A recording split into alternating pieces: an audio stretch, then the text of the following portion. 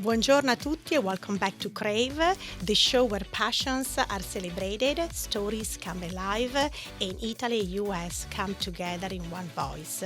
Today, we are joined by two special guests from the Italian Consul in San Francisco, Deputy Consul General Davide Corriero and Vice Consul for Consular Affairs Gabriella Navarra, to talk about their service they offer, how they support the Italian community abroad, and why stay connected to our roots matters. We will also hear from Vania in l'angolo della Lingua Italiana, and of course, here in studio with me is Alex Lopez with the latest 49ers. Buongiorno, Alex. Buongiorno, Samantha. This morning I received a beautiful message for Crave and all our friends in the Bay Area. As many of us are still feeling the loss of Pope Francis, especially so soon after Easter, this message comes as a heartfelt reminder of faith and unity.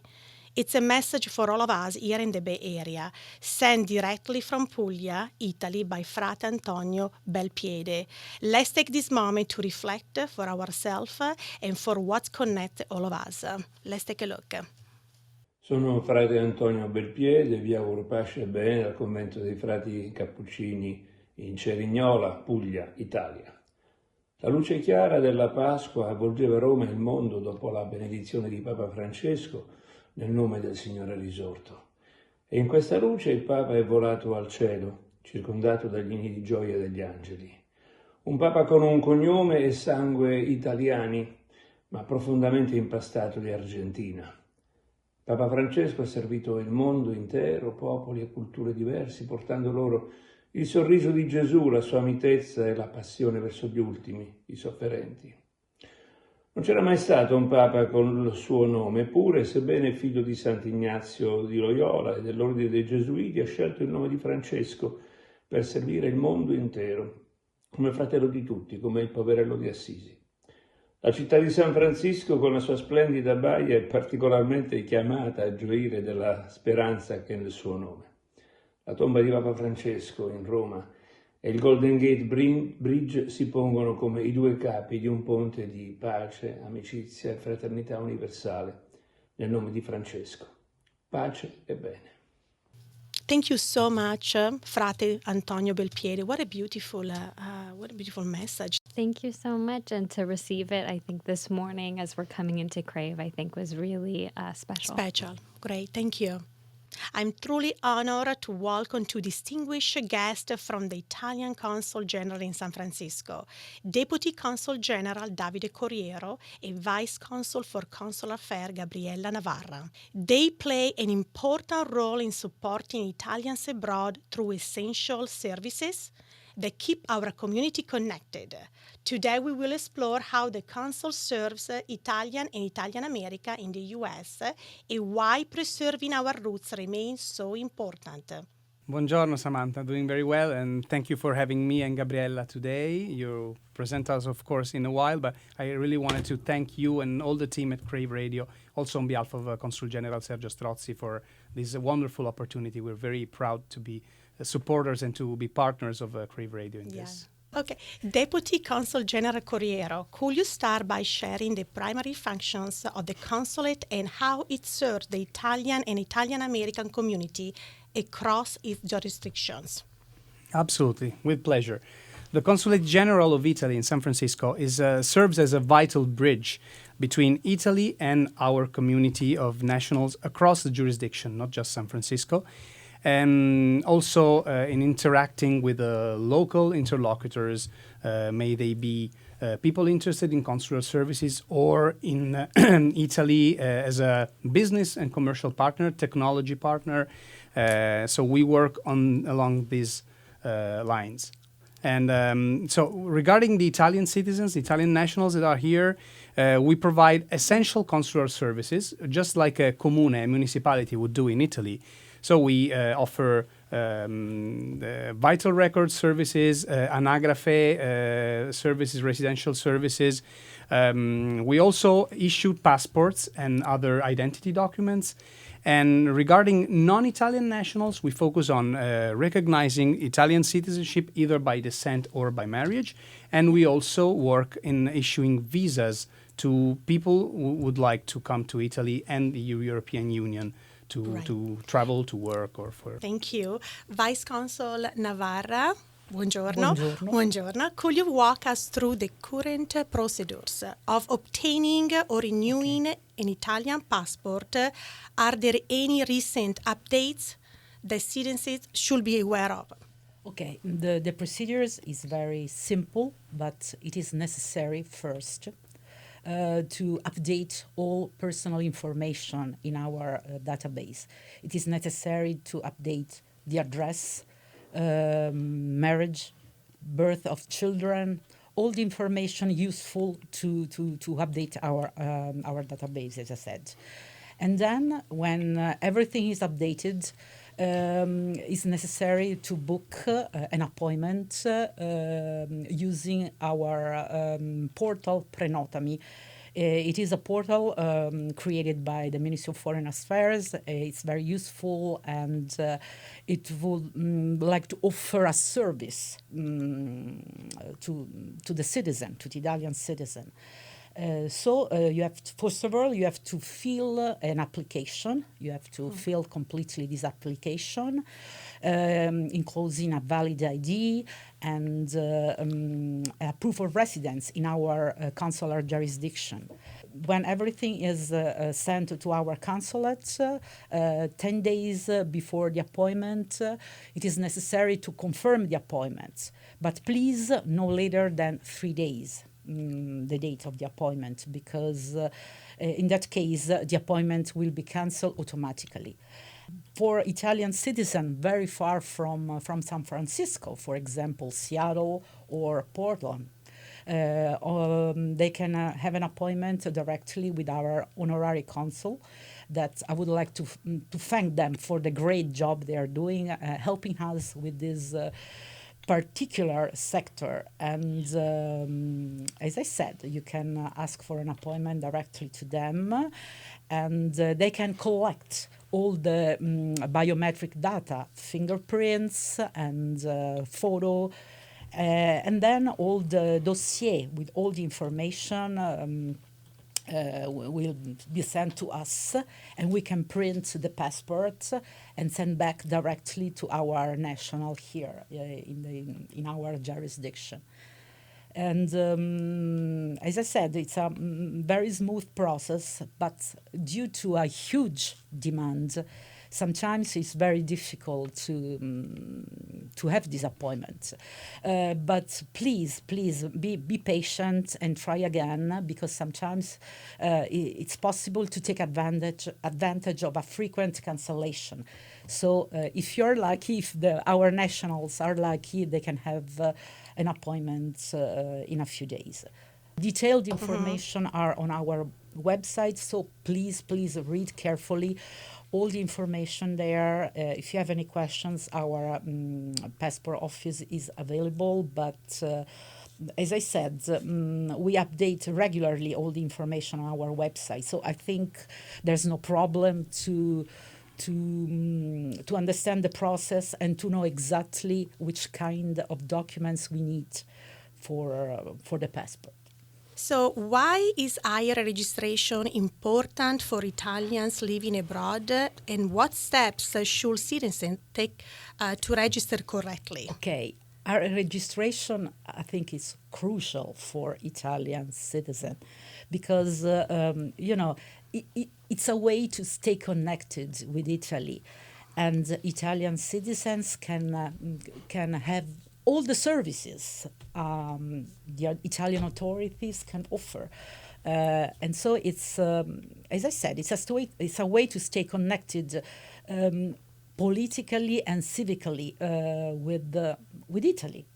So for me, it's very important, and it's very important to update all the information. As I said, register in our jurisdiction, register marriages, civil union, divorces, birth of children.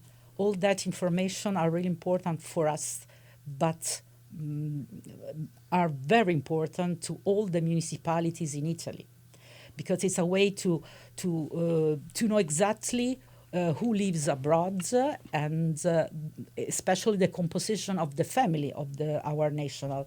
It could be, a foreign wife, children. It is necessary for us. It helps us to improve the service and to better serve the Italian citizen living in our jurisdiction. So, if I may jump in, Gabriella, in what you're saying, and I have to be the bad cop here, where there's a carrot, there's a stick. The carrot is that you can have access to the services. The stick is that if you don't, and this is required by law, you have to enroll in AIRE. If you don't, the sanctions are severe, and since the beginning of 2024, they actually got increased. So we witnessed a boom in enrollments in our AIRE jurisdiction, so this means that the reform worked. Regarding the carrot part, so the good parts of the enrollment in AIRE, you can have access to all different services, and most importantly, you get to participate in the Italian political life. You can actually vote. If you're registered in AIRE, you can participate in political elections, referendums, and we're going to talk about that later. So this is really, really important for you to be part of Italy and the services that we provide. As Davide said, it's a duty, and you can. The Italian citizens can ask passport, CIE, the CIE carta d'identità elettronica, and all the services, all the certificates. Notary services, proxies, procure. And the registration is very easy. The Italian citizen can do it online using FASTIT. And the Ministry of Foreign Affairs is trying to improve the service. Recently, they introduced the possibility to ask a tax code directly through the system.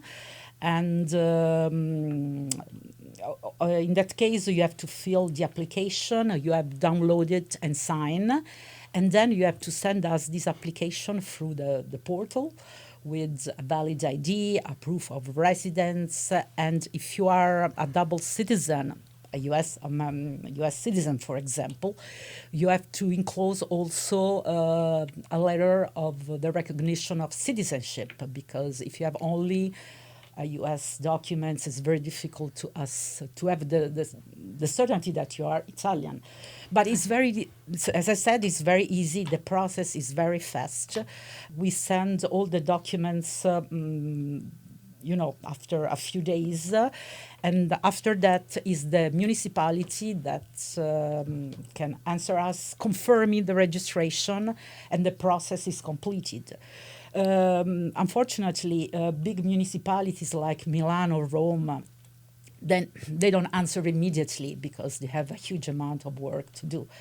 But as I said, it's very easy, it's very fast, and the registration can help us to better serve the Italian citizen here in San Francisco and the other state of our jurisdiction. Imagine, just to conclude on this part, imagine as if we are on a path. An Italian citizen, an Italian national, who either was born here from Italian parents or moved here, anyone, after they got their citizenship recognized, the first thing that they have to do is to enroll in AIRE, just to tell Italy, I'm here, I live here, I'm a resident here, and I'm entitled to a lot of different services. Then there's the vital records, stato civile part. I think we're going to talk about that in a while. To everything in order, births, deaths, marriages, divorces, and all that relates to vital records. And then after that, you can actually vote, request your passport, request your electronic ID, request proxies and procure, and all other services. Yeah. So this is the path that everyone has to go through, either when they move or they born here. The consulate is a sort of liaison between the Italian citizen and the relevant Italian authorities. So it's, we are in the middle. It's an outpost. Exactly.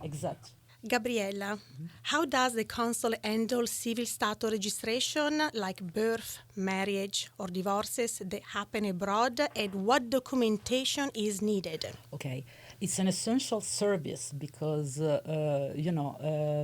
all the changes life events must be registered in Italy.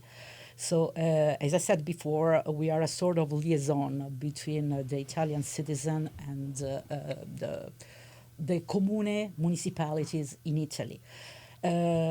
So it is necessary to send us the original, for example, it's easier, a birth certificate. A couple of Italians are here. They will have good news, a wonderful baby. It is necessary to register the birth in Italy. So we need to receive an original copy of the birth certificate with apostille and an official translation into Italian. The consulate verifies the documentation, ensure the compliance with the national law, and then forward the documents directly to the comune in Italy for the official registration. It's the same for marriages, civil unions, divorces, and death, unfortunately. And the procedures is very fast, and we have one office dedicated to this kind of dossier. And on our website, there's a detailed information for each example: birth, marriages, civil unions, and death and divorces. So it's detailed, explained in English and in Italian. So the national has to follow exactly the instruction and submit the documents we requested. What role do honorary consuls play in assisting citizens who live far from San Francisco, and how can people in those regions connect with them? Thank you for your question, Samantha. It's very important, and Gabriella already mentioned our honorary consuls, and I would like to join her in thanking them for the beautiful and incredible and necessary work that they do every day. Our jurisdiction is really huge. It covers a territory of like 10 times Italy, probably, and spans from central to northern California, and then covers Utah, Idaho, Montana, Oregon, Washington State, Alaska, Hawaii, and even Guam and other small Pacific islands. So you can imagine, as much as we wished to have the time to travel all around our jurisdiction, we cannot do that, and that's where the honorary consuls jump in. They are not career diplomats, consuls, or officers from the Italian Ministry of Foreign Affairs, nor locally hired, as we rely also on locally hired workforce. They're people that have special relation with the local community and Italy. They're often Italians or of Italian origins, but not in all cases. And they go through a vetting process, a severe and very strict vetting process that starts at the Consulate General and then goes through the embassy in Washington, D.C. and ends in the Ministry of Foreign Affairs. And there are also consular correspondents who can do just a fraction of the functions that honorary consuls per se can perform. And these functions are mainly to be a liaison between the local community in, say, Idaho and Italy, and the Consulate General of Italy and our country. And they can, if they have the equipment, they can take fingerprints for passports. That's why Gabriella was referring to them regarding passport issuing process. They can, in any, also in the economic sphere, they can facilitate contacts and also help our companies that come in the jurisdiction, but not only in San Francisco and Bay Area. So they are really our fundamental support and crucial support for the local community. So thank to them again. Yeah. Yes, they are doing a great job. Great job.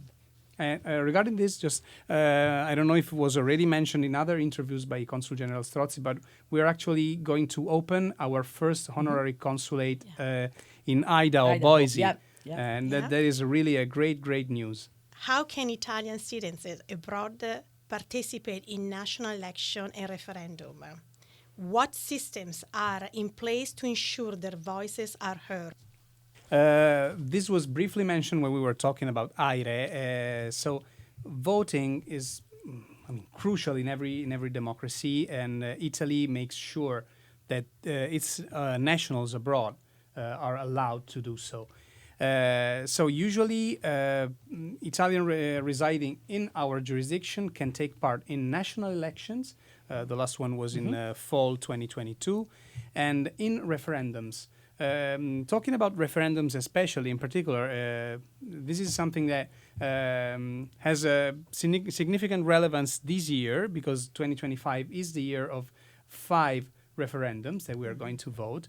Referendums are a tool of direct democracy, is specifically envisioned in our Republican Constitution, and it's a way of people, for Italian nationals to get involved in some part of the public policy. And these are going to be abrogative referendums. In particular, they're going to ask people if they agree on changing parts of some laws that are object of the referendum. So they're going to actually to say yes or no if they agree to abrogate, to remove a part of a specific legislation. And this year we're going to vote, as I said, on 5 different issues. 4 of them are related to the labor market in Italy. And the last of them is related to citizenship for Italians, for people residing in Italy and wishing to become Italian. We will send the electoral materials by mail, so please update all the information regarding the address. And the Italian citizens will receive a big envelope with all the documents, and they have to send back to us. We collect all these envelope and we send it to Italy directly. But as I said, the most important thing is to update the address. So in this case, all the materials will be sent directly to the home, to the residence of each single Italian citizen here in our area, in our jurisdiction. And just to be more specific on this, the modality, the way in which Italian nationals are going to vote is just by correspondence only by mail. Yeah. We're not going to open any polling sections at the consulate, so it's just something that is done via mail, and it's done like this in the whole of the United States, also our other 8 consulates general and embassy in Washington, D.C., they're doing this by mail. And what we tell people to do is just to follow the instructions that are on the website. We created a subsection on the website just for the referendum. And we are going to publish every news on that page and on our social media. Perfect. Yes, but inside the envelope, there's also detailed instruction on how to send back all the material. As you can imagine, materials. it's a very delicate exercise, and everyone must be. So make sure you check in the website for any information. Yes, everything is on the website. Also, there the social network. Yeah. How has the use of digital platforms such as FastIt transformed access to consular service, and what tools or resources should people know about that? Yeah, this is very important. Yeah. I think from a very practical point of view, a platform like FastIt has really revolutionized the work in the AIRE sector. Yeah, Gabriella and can it confirm helps this. us very well because it's faster than before. You don't have makes to everything more streamlined. Exactly. And I think it's easier for both the national and the officials that are working on these matters. I mean, every innovation that the Ministry of Foreign Affairs is trying to bring in this process, I mean, these are very complex procedure, right? So every innovation has in mind this dual goal of facilitating things for the public administration and especially the nationals, the users. Yeah. So FastIt on this thing was very, on this goal useful, was very well-centered. And last year, for example, as you mentioned, Italian nationals enrolled in AIRE can access through FastIt to their codice fiscale, to their tax code, so they don't have to go through directly the consulate anymore. It's just through FastIt. And another important platform, it's fundamental for us to organize the appointments, is Prenotami. And I can understand the frustration of many people who struggle to book appointments for various different services.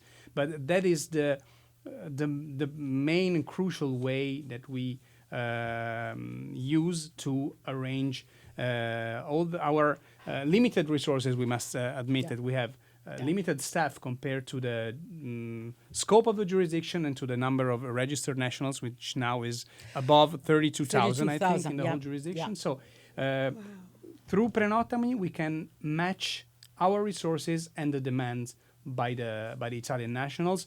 It's hard, but don't lose hope. Please continue to refresh the page, because as Gabriella said, a lot of people do cancel their appointment. And the system, when it refreshes, makes the appointment available once again, up for grabs for everyone else. Hey, you're doing a great job. It's not easy. You're doing really an amazing job. Thank you, Yes. Samantha. It's very hard. It's very hard. It's really it's a easy team to effort. say, but No, it's a team effort, and all the staff at the personnel at the Consulate General, starting from the Consul General and going to all the locally hired people, the temporary workers that give a help to the team, staff from the Ministry of Foreign Affairs, like myself, Gabriella, and the other colleagues. It's really a small team, but very mighty, if I may say so. Thank you.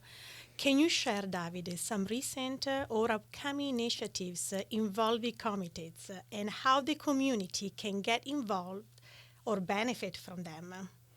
The COMITES is another very important element in our consular life.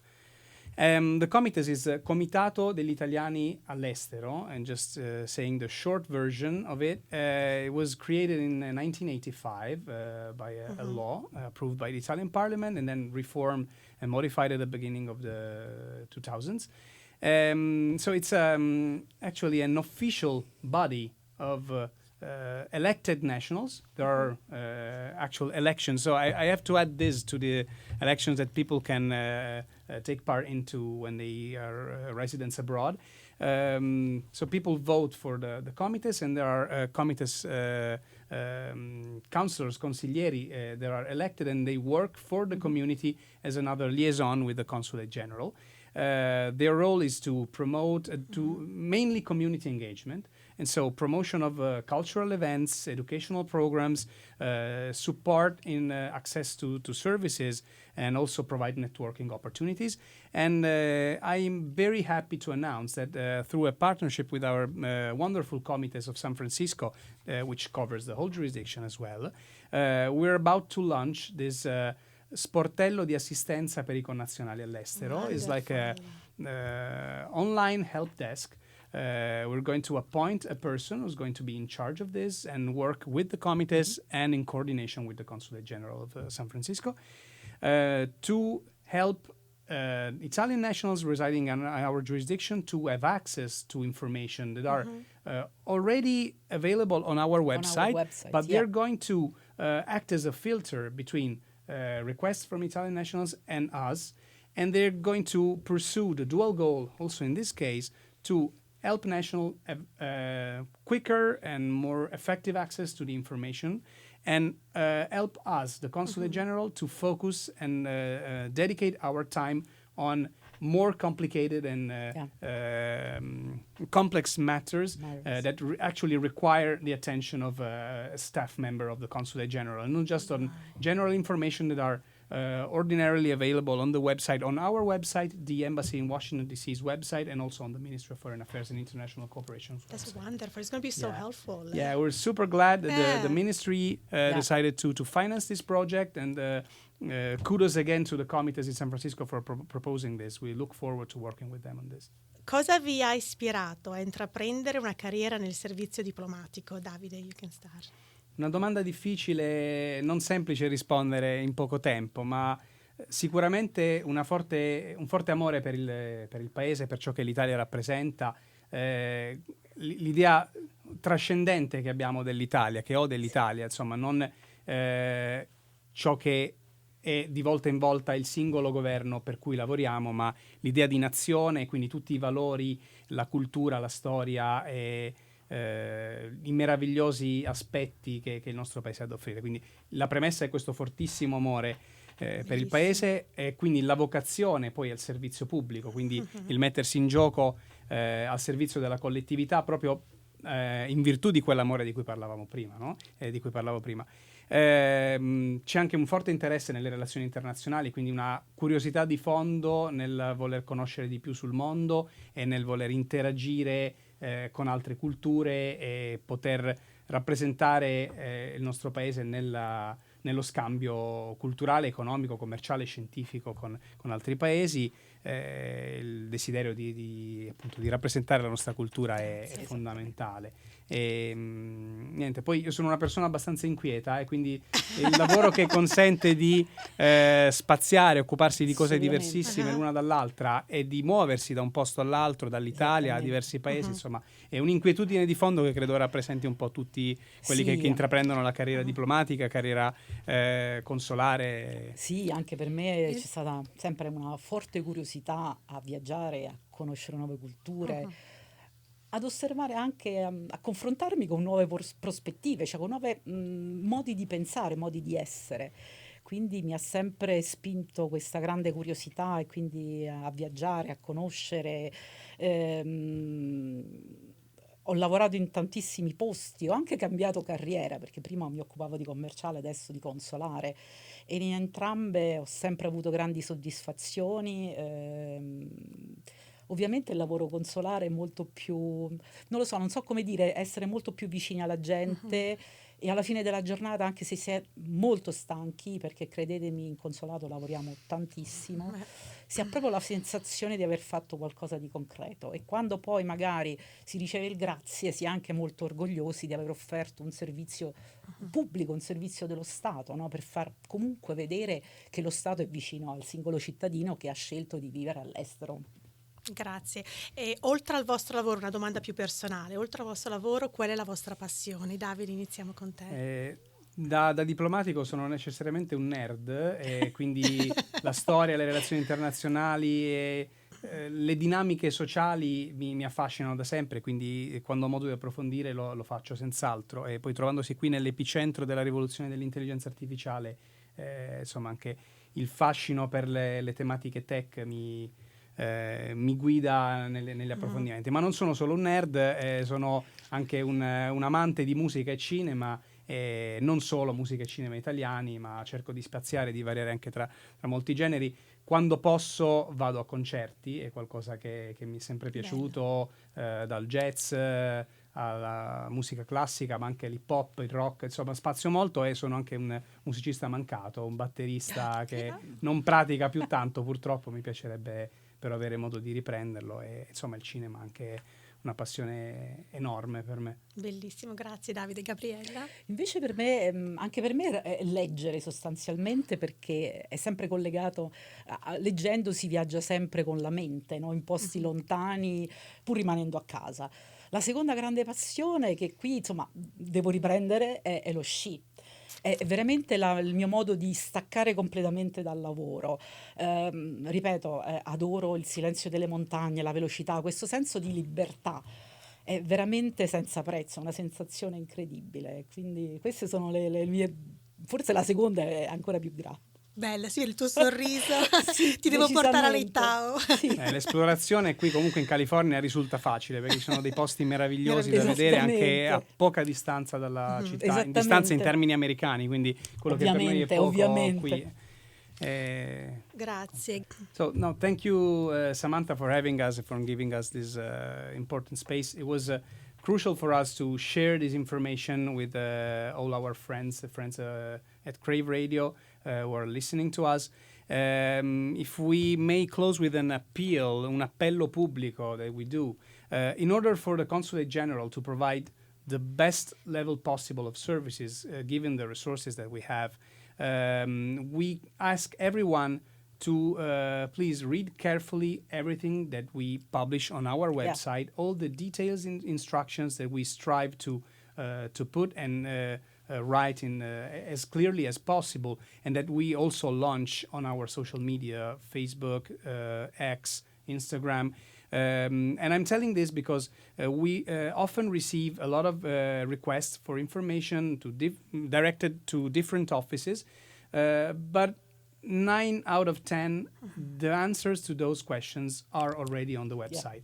I know that there's a lot of text, a lot of stuff, so if I can say so, on the website, so it can get scary. But if you really go through and read everything, you will find the answer you're looking for. And of course, we are always available to provide you guidance in more complicated matters, things that unfortunately cannot be solved with a simple click on our website. But me, Gabriella, and all the staff at the consulate is available and happy to guide you through all the processes. Grazie, thank you so much. Thank you, Samantha. It was great being here. Thank you. Crave is proudly partnered with the Consul General of Italy and the Italian Culture Institute of San Francisco. Their support allows us to celebrate and share Italian culture, language, and innovation with a wider audience. For more information and upcoming events, visit their websites at the link below. And now it's time for the Italian Lingua Spotlight. Join Vania for l'angolo della Lingua Italiana, where she takes us through the beauty of the Italian language. Vania, a te la parola. Buongiorno, ciao Samantha, ciao Alex, buongiorno a tutti, bentornati al nostro appuntamento con l'angolo della lingua. L'espressione di oggi è mamma mia! Mamma mia non è solo una canzone o un film. It's not just a movie or a song, you know, mamma mia è usato sempre dagli italiani. Mamma mia literally means mother of mine, but we use it just to give more strength, more emphasis to whatever we are feeling, every emotion, so joy, anger, sadness. If you are eating a good pizza, you can say, mamma mia, che buona questa pizza! Or if you are seeing something lovely, something beautiful, you can say, che bello, mamma mia, che bello, andiamo in Italia, mamma mia. We can also use mamma mia for sadness. Mamma mia, che peccato, what a pity, how sad, mamma mia, che stanchezza. How tired I am, mamma mia, che stanchezza. So whenever you want to give strength to your speech, to whatever you are saying, to express even more your emotion, just put mamma mia in the front of your sentence. And that's all for today. Mamma mia e ciao ciao. Ciao Vania. This episode is brought to you by Mona Lisa Marimonti, a stunning Italian restaurant in San Francisco, California, where tradition meets elegance. Let's take a look. My name is Vasilio Floresi, and welcome to my family restaurant, Mona Lisa Mare Monti. Mona Lisa Mare Monti serves classic Italian dishes, crafted with top-quality local and seasonal produce, in this charming, romantic setting located in the heart of North Beach's Little Italy. Mona Lisa specializes in seafood and steaks and fine dining. Everything is fresh, and all the pastas are homemade in-house daily. All our fresh ingredients come from local produce and farmers markets. No matter what time of year, you can be sure you're eating the best of the season. Mona Lisa is best known for our bistecca alla Fiorentina, which is a 24-ounce porterhouse steak. Our seafood is delivered to us daily by our local fishermen. Some of our most popular seafood dishes are bigoli frutti di mare, homemade bigoli pasta with prawns, mussels, calamari, and clams. Enjoy our pappardelle al cinghiale, homemade pappardelle pasta in a 4-hour slow-braised wild boar shoulder. With decades of experience cooking in the finest restaurants, our chef is excited to present our vision to you and all our guests. Our caring and committed staff make sure you have a fantastic experience with us. We refuse to compromise on quality in our restaurant. Welcome to Mona Lisa Mare Monti.